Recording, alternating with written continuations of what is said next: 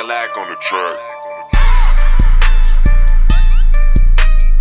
Episode 4 of the Free Game with Crack podcast. Today I have Brendanxa, who is a guy that is crushing it right now on his TikTok. He's also built a following on YouTube as well as Instagram. So we're going to talk about the different ways to really monetize a following from social media, and specifically with Brendan is TikTok. Man, I've heard so much about TikTok. I'm just now, over the last few weeks, getting more in tune with it. I have a problem with being very late to the party with things. I remember when MySpace was dying and Facebook was popping off, I was holding on to my MySpace page because I think I had almost like 200,000 friends on MySpace, and I had a strong influence on MySpace, but MySpace was like dying and everyone was on Facebook, and it was to the point where I didn't even have anyone to talk to on MySpace because no one was even using it anymore. So I finally joined Facebook. And then same thing with Instagram when it first came out.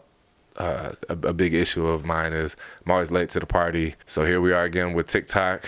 I'm late to the party. But Brendan was able to figure it out for himself and grow a following to over 4 million followers and going up from there. So welcome to the Free Game of Crack podcast. We're going to talk about social media and a lot more. What's up, everyone? Welcome to the Free Game with Crack podcast. Today, I have Brendanxa. Brendan, how's it going, man? Oh, dude, I'm just living the dream. How are you today?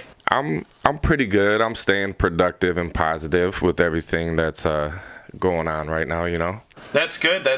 I mean, like, a lot of people are just sitting around doing nothing, and now's, like, the best time to really conquer everything you want to conquer. Has this affected your normal, like, daily routine? A little bit. We started, like, posting more content, bringing everything up another level. Revenues and everything are up because companies know it's capturing eyes right now. So, like, yeah, we've been more busy than ever. That's good. So I want to tell everyone how we met. So would you say it was a month ago or longer than that?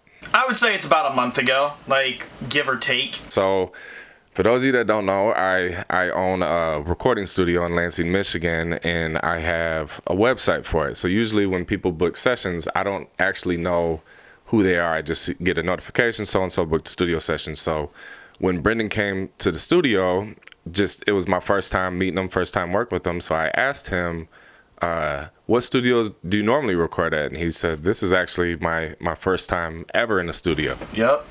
So from there, I was like, oh, okay, cool. That's what's up. Kind of like what made you want to do music or make a song? And then he said, I got a nice following on social media, I believe it was. And I was like, oh, which one? And then he said, I got like 4 million followers on TikTok. And I said, holy shit.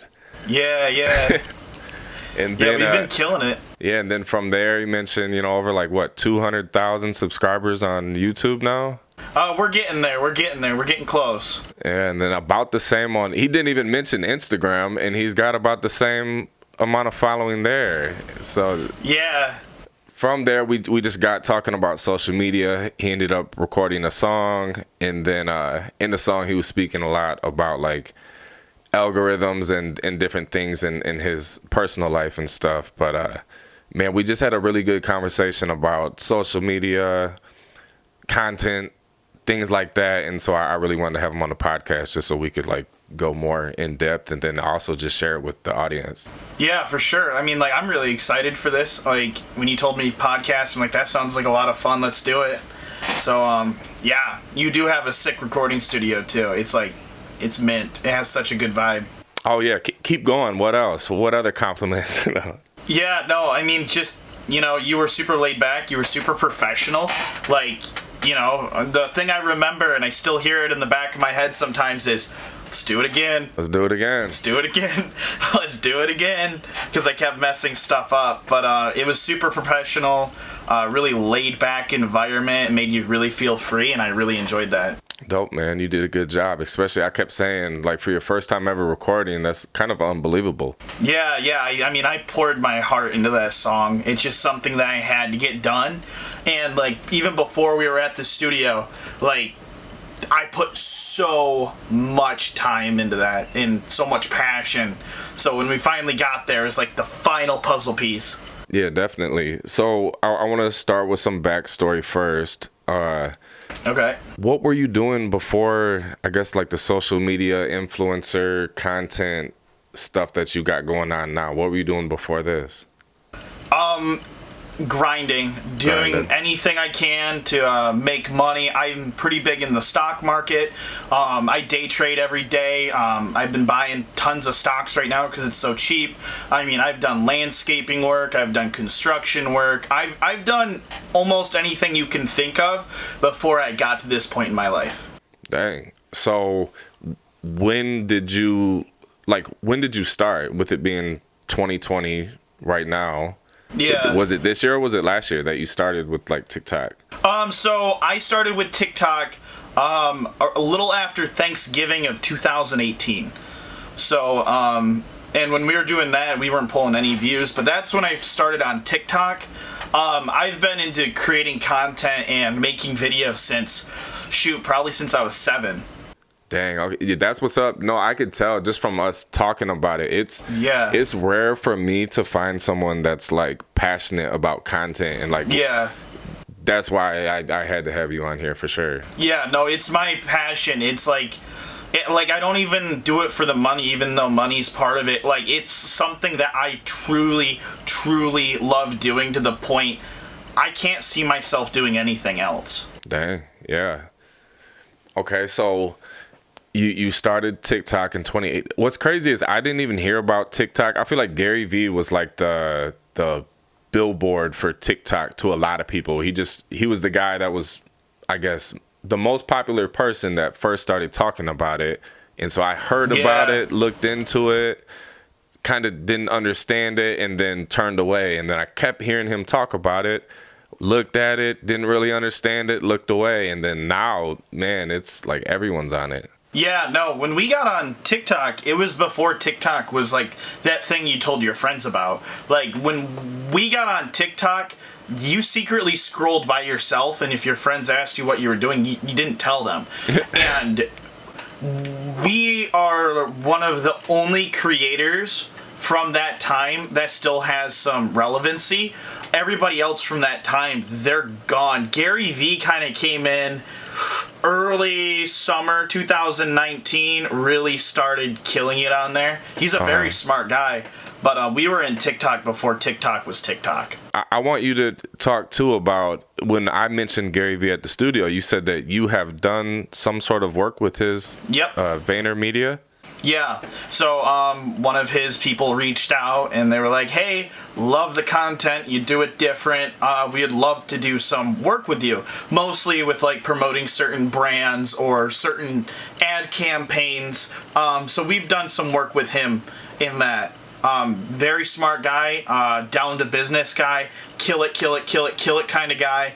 Him and I, when it comes to business, we're very like interconnected by the way our minds work. That's what's up, man. Yeah. So, okay, at what part, I guess, like, how long were you into it to where you started to notice, like, what was the first post that you did? And for those of you that don't know, first off, follow Brendanxa on TikTok. And how many pets do you have? Close to 20 now, but most of them are outdoor farm pets. So they're not even really pets. We just have them on the property. They're good for eggs. They're good for a lot of things. As far as pets inside the house, we have about 10. And your duck's name is Jerry. Yep. He's a good boy.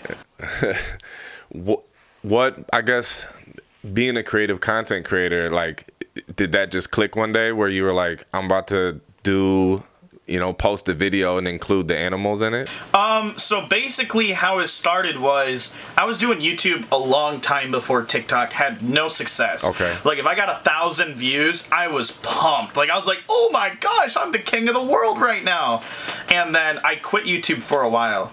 And then TikTok came around and I just started posting old clips, posting some new things, and nothing really worked. And then one day I walked outside and I yelled, Jerry, it's time to come inside. And this duck comes running around the house, comes running up like the front walkway and just chases me down the stairs. Dang. And that one did 200,000 views. And for me back then, that was a ton of views. And ever since then, they just kind of became part of the content. It's a main reason why a lot of people still come around. Now, how long ago did you post that? I would say that was probably really early January of 2019. Okay, yeah, so well over a year and a few months ago. Yep. How many followers did you have at that time? Oh, it's crazy because we grew so fast.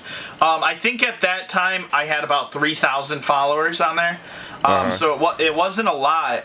But the video that really like changed the curve was I told Jerry to go outside, and I opened the door for him, and he started to walk outside, and my pet dog Betty was trying to get outside, and I said stay the fuck back, and people just clicked with that, and it just popped off. It did I think it did 1 million views in a week, and that put us up to like 20K.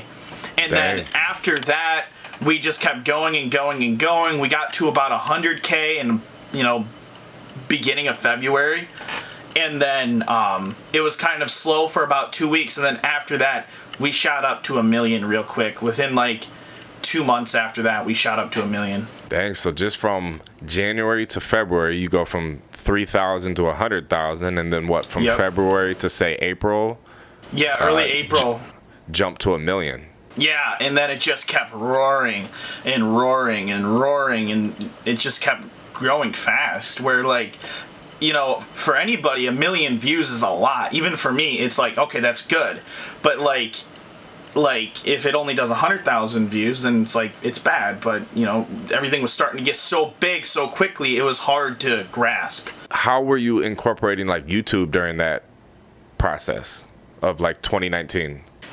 So, like, we really didn't move into YouTube until about the end of March of 2019, and we weren't making a lot of money with TikTok, and we were very limited to what we could post on there. I couldn't do any of the crazy stuff I really like to do, which is blow stuff up, drive cars around the house, do crazy stuff like that. We weren't able to do that, so I started filming it separately onto YouTube, and about every 5 videos we'd post on TikTok, the 5th one would be a YouTube video promotion. So we were taking that audience and driving them over to YouTube, where we could make better content and we could generate revenue. Because that was the only source of revenue with social media at the time. So as far as your content, like, is that all you, or do you have help with that? What helps you come up with like consistent creative content? As far as like how it's created and how it's filmed, I have Allie help me film everything. But when it comes to ideas, I was super blessed, and a lot of people see it as a disability, but I was super blessed to be born with really bad ADHD, where my mind is going and going and going and going. And I can just look at something or like hear something in a conversation, go, that's a video idea. That would be great. And then out of nowhere, I have this spark that creates the whole video from beginning, middle, and end, every little thing and how we're going to shoot it. And then I'm like, okay, we got to go shoot this now. Let's go do it now. And it happens all the time. Man, see, I love being around other creatives just in general. Like, I have nothing to do with like the type of content that you do, but just being around that, like what you just said is how my mind is, but in my own, I guess, niche all day as well, where I'm just kind of always thinking of what are more topics I can do videos around, or video ideas, and okay, I got an idea. What else could I say about that? Yeah. And it's hard to find people to actually like have conversations about those type of things. Incredibly difficult. I've always kind of been like an outcast because my mind has always worked differently than everybody else's. A lot of people's thoughts, they're very like basic day-to-day living my life thoughts, and then there's me where like we could be talking about pizza and I'm thinking about socioeconomic trends, or like the next video, how we're gonna edit it, how we're gonna do it differently. I'm thinking about like merch promotional ideas, and when you talk to someone about that, they're like, what the heck are you talking about, dude? Like, I don't really care to talk about that. Let's do another shot. it's very hard to find people to talk to and relate to in this business. Now, are you into like camera stuff? Because before we set this up, you were talking about the camera settings, the lighting, this, that. Like, you definitely have a grasp on camera and filming. Yeah. When I first started, like, if you look at the content on YouTube when we first started, it was very basic, point and shoot, terrible editing, terrible pop zooms, and all that stuff. But then I kept learning new features of the camera, learning new features of the editor, and then really knowing how to, like, position the camera, move the camera, when to pop zoom, when to not pop zoom, and I got really, really into it. We have 6 different cameras now. Dang. That we just film with. One of them, it just broke, and it's my favorite one. And I'm a little bit bummed about it. But yeah, when it comes to filming and how it's done, I'm like very I'm a perfectionist about it. Yeah. So let's go back to like or probably like April, or once you had the 1 million followers on TikTok, like, where is the first stream of income that comes from getting to that point, like having that following and attention? Yeah, so we really didn't start to bring in revenue until we got to about 1.4. Okay. That's when we got our first check. And around that time, what was really popping off was Old Town Road. That was like the song, and everybody was listening to it. And the song didn't get big from YouTube, it didn't get big from the radio, it didn't get big because of Spotify, it got big because of TikTok. Everybody on TikTok was using it, and that song blew up.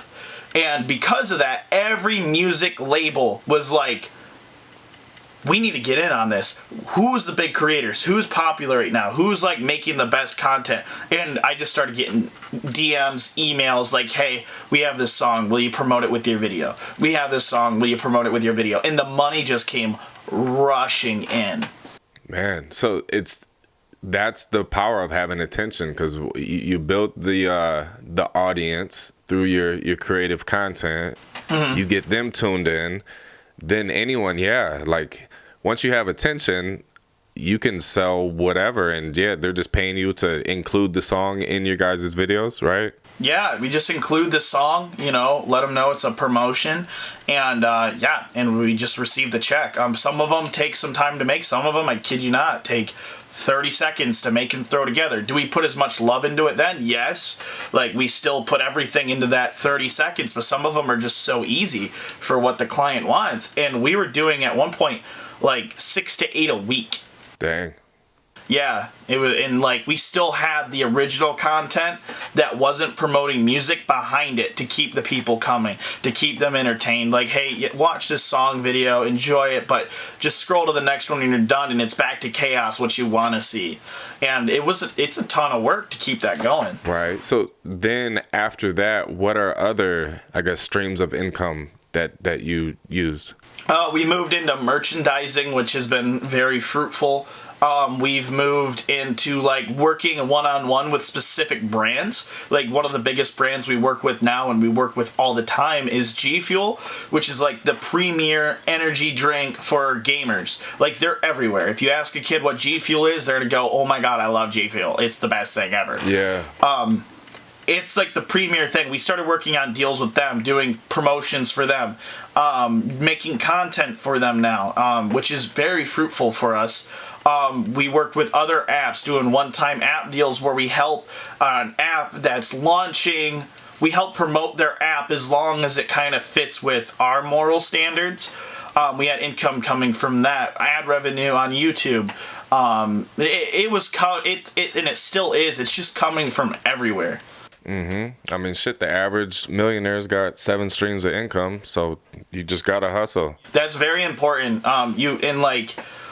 On top of social media, I have income coming from 3 other things. Most of it involves the stock market and my investments. Like, that's another way. If we have a bad month on social media, that's offset with that income there. Income, so you can support the lifestyle that allows you to make content. Gotcha. How have you done any collabs on TikTok? Right now I'm like super into collaborating. I was watching videos on like how to grow your YouTube, and then one of the tips, and it's fucking true. He said the easiest, fastest, like guaranteed way to grow on any like platform. That's why I'm curious about TikTok. But he said is through collaborating, and I just started doing it, and it seems like it's like a cheat code to grow. It is. I wish it was so easy as you could just type in the cheat code and like you're already starting that growth. My biggest issue with collaboration is like we've gotten a lot of offers from a lot of people, and the offers that start to stick, they usually end up falling apart at some point because both parties are incredibly busy. Like we've had people from David Dobrik's squad reach out to us to do collabs. The one guy who has his grandma in all his videos, they reached out to do a collab. None of them really fell through. A few of them are still in the works. But when it comes to collabing with creators that are on TikTok and only TikTok, it's an incredibly selfish community. Like, very, very, very selfish. And they don't want to give you any of their numbers because they want to be bigger than you. They want to do better than you. So, as far as collabing, everybody's kind of to themselves, sadly. There's a few examples like the Hype House and stuff where they've grown very quickly, but they don't have really anything to back it. Yeah, part of what sparked it is, so like during all of this quarantine time in the hip hop world, there's been like producers having like live battles. So it'll be like, I think the first one they did was Scott Storch versus Manny Fresh on Instagram Live. And so what it did was Scott Storch's following, it notifies them that he's live with so-and-so, and then on Manny Fresh's live, or to his audience, it notifies his fans that he's live with Scott Storch. So then it like drew a bunch of attention through like cross promoting on both of their like Instagrams. I thought that was smart. Yeah, and it's been a pretty big like trend right now of people like doing Instagram live stories together. It's been I'm seeing a lot of big players do it. Okay. And it's something that's really easy to do. You just have to make sure when you do stuff like that, you have to make sure you know who you're fucking with and that this individual's not just using you. And if they are using you, how is them using you gonna benefit you? And once you calculate all that out, then you either go for it or you walk away from it. Yeah. Because there are a lot of smaller creators that I've never talked to before that just want to do that. They don't want to build any type of relationship. They're like, yo, can you go live with me? I'm trying to grow my follower count. And it's like, you have to be really careful about who you do it with. Yeah, it's just you gotta look out for people that are coming to the table empty-handed, where, you know, even like with me, I'm not shit in the world and I'm still getting several like DMs a day like, bro, will you check my song out? Bro, will you check my beat out? And then it's just a waste of time and energy for them, because what I try to tell people sometimes is you gain nothing from that. Like, I have a to-do list today. Let's say I stopped for 2 minutes and I listen to your song and then I say, cool, I listened to it, now back to my day. Like, I'm not a record label, I'm not looking for talent. No, just go on, sorry. What I was gonna do now with it, try to reach out to people in the same, I guess the similar niche as you, with about the same size audience, so that way it is like mutually beneficial. And then doing collaborating like that way. So like a lot of people ask me all the time for like a shout out. Brendan, can you give me a shout out? Can you shout out my new video? Can you shout out my TikTok? Like, please, man, you're so big. It's gonna help me out a ton. I'll say this to everybody that wants to go down that road with that strategy: don't. It does not affect your growth whatsoever. Because like I said earlier, a lot of people do not care about you because there's so many other people to watch and you're just someone on a screen. Like, it's not like your grandma, it's some kid in Pennsylvania who doesn't have any personal relationship with you. They're not going to take the time to go and check you out. You'll have a few, that's it. I got a shout out from like the biggest YouTuber in the world, and that was PewDiePie. He watched a few of my TikToks and he was laughing, and I'm like, okay, this channel must be blowing up now. it really did not affect the growth of my TikTok page. It was still growing fast, but his shout out did not do anything to change it. Yeah, when you brought him up, it made me think of what we were talking about earlier, like playing by the rules with the different platforms. And I was taking notes the other day on Mr. Beast. Yeah. Yeah, so I'm thinking, okay, he clearly figured out YouTube and he owns it damn near. Yeah. So let me look up his Twitter account, and I want to see how he incorporates his new YouTube videos on Twitter and how does he do it. Yeah. And he doesn't mention anything about YouTube on his Twitter. And then I watched his Instagram, the same thing. Then I watched his TikTok, and it's like he plays by the rules on all of the platforms. Now, I don't know if it's working for him today because he has millions of, fans from YouTube, so they're just crossing over to everywhere else. Yeah. But yeah, when it comes to promoting, you have to be careful about how you promote and how much you promote it, because nobody wants to watch an ad page. Everybody hates watching ads on YouTube and on TV. That's why everybody uses Netflix now. So you have to incorporate it a certain way where it's not shove it in their face. You need to go watch this. You can only do that every once in a while. If you do it too often, it'll turn your audience off, and I think he's figured that out. Yeah. All right, well, before we end this, I want you to give some sort of TikTok sauce. So if you were to start tomorrow, like a brand new TikTok page, and you knew kind of like the direction or theme you wanted to go, what would you say, where would you start, or kind of what would your game plan be? And what, I guess, different tips or hacks would you use? I've read about like using trending sounds, using trending hashtags. People do the FYP or the For You page or hashtag TikTok. What tips do you have for that? I guess my first tip would be you have to figure out what type of creator you want to be and what your goal is. Do you just want to be popular on TikTok, or do you want to build a brand? Because there's a lot of people who are massive on TikTok. Charli D'Amelio is the queen of TikTok right now. But what does she do? She dances. That's all she does. She dances and lip syncs. So is there a good brand building thing there? There's her name, but that's the only brand that she's built with it. So if you create a TikTok page and you want to get big, yes, you can use popular trending stuff and do what the other people that are already trending are doing, because it might get you in that algorithm a little bit, but you're never going to get like real superstar growth with a brand to back it. Find out what your niche is and figure out how you want to film it, and then start to produce it.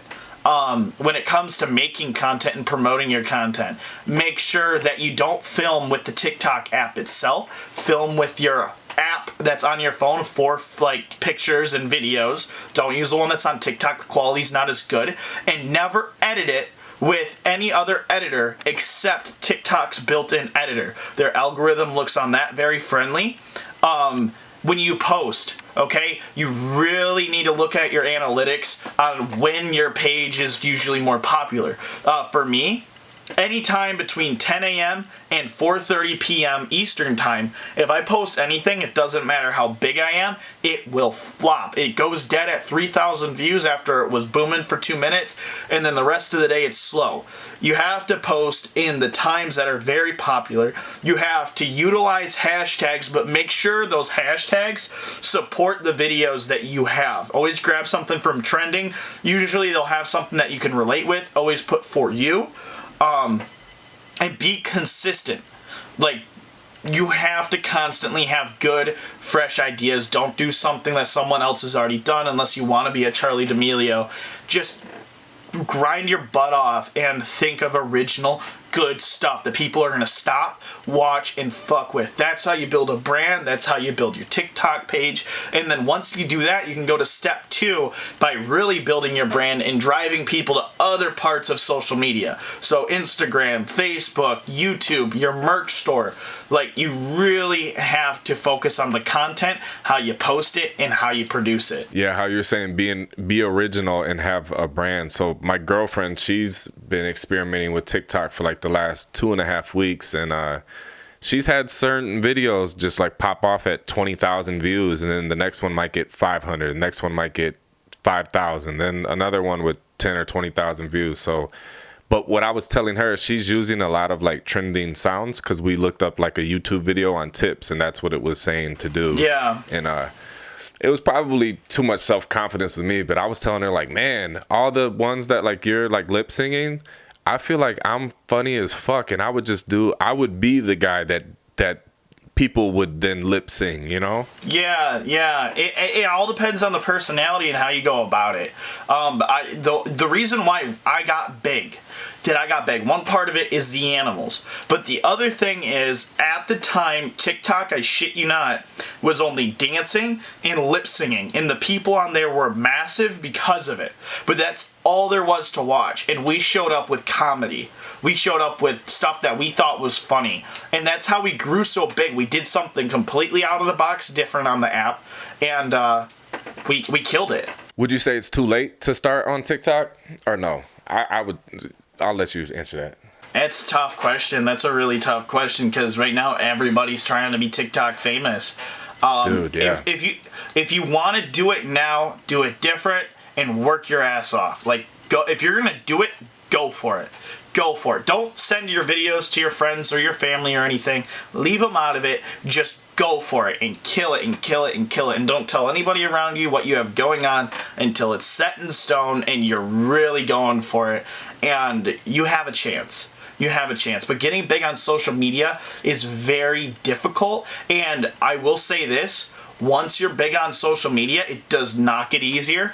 It gets harder and harder and harder and harder because there are things that start working against you. You start seeing things differently. You start dealing with stuff that's you don't deal with when you're small. And you can't just be like, oh, okay, I'm going to take a week off, walk away from this. You can't. And you have to keep going and going and going. So if you want to get big on TikTok or any social media, make sure you're ready for it. Make sure you're ready to go for it. You might fail, and if you fail, you can either restart and try again or move on in life. But if you do get that little bit of a kickoff, go for it, but make sure you want it. Yeah, I think that's the good tip for like people getting started is that's the time when you can fuck up a lot, and that's the time when you can experiment with a lot of different things because like you said, once you've built that foundation, now when you fuck up, it probably dramatically affects your life on, how well your shit is performing and how good your engagement is. Yeah, and a million other things that are really like just work against you.